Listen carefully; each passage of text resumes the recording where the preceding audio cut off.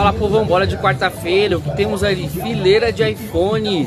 Você que gosta de manutenção de iPhone, temos um iPhone 6S para trocar a tela, tá aqui mais ou menos.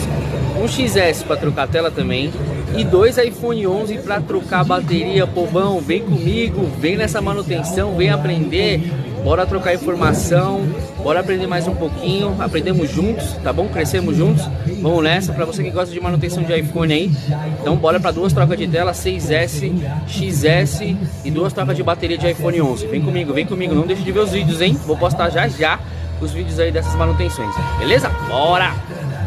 E tá aí, gente, ó, 6S, XS e dois iPhone 11, beleza?